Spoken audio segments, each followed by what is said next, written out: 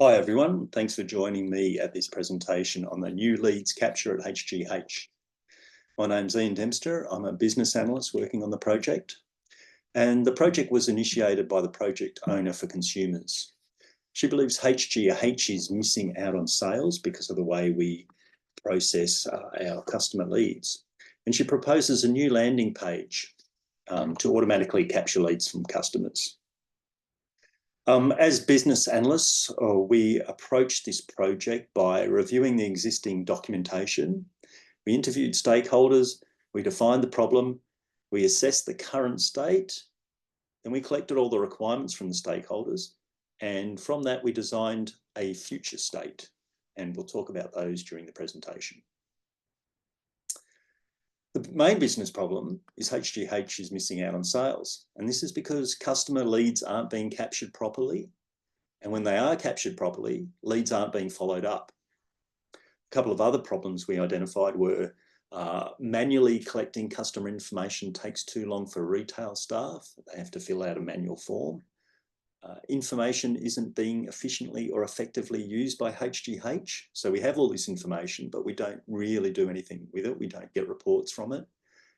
And customers want information on specific problems. They don't want generic spam mail on other products. They just want information on the products they've selected. From those interviews and documentation, we came up with the current state. You can see here it's a swim chart with the stakeholders down the side and the processes in the middle. So a customer comes in and visits a store. The sales member asks if they would like to get more information and fill out a paper form. Then that paper form is transposed to an A4 document, which when full is sent to the sales team. And the sales team print the document, transcribe it back into another Excel spreadsheet, and go from there. You can see it's quite a manual process.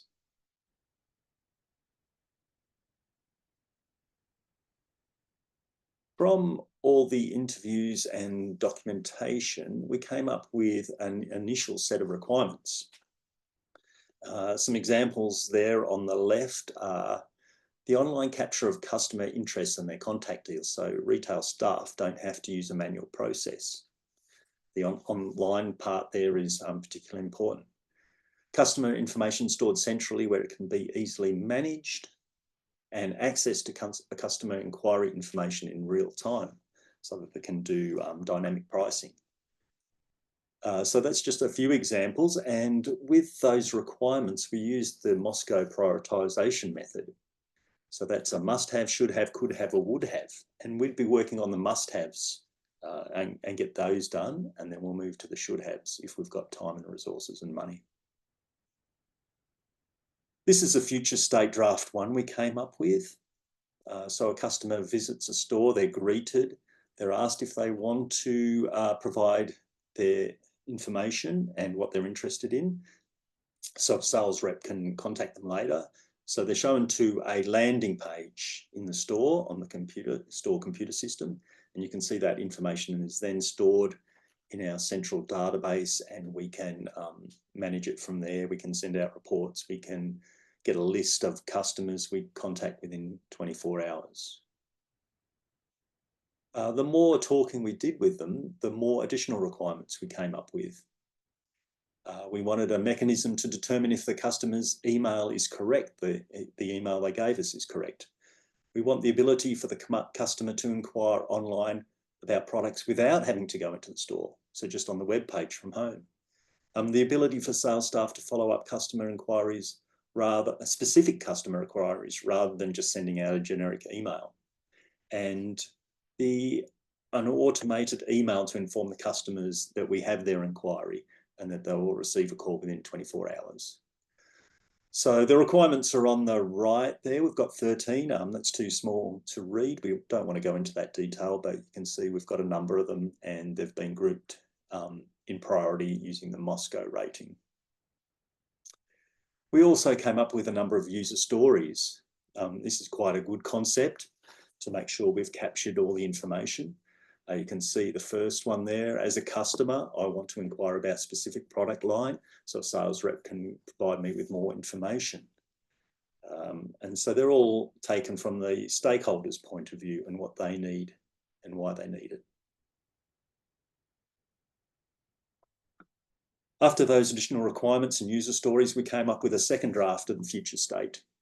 You can see it's getting much more complicated. Some key things to point out here is that the customer can come in via online website or visit the store as part of the process now.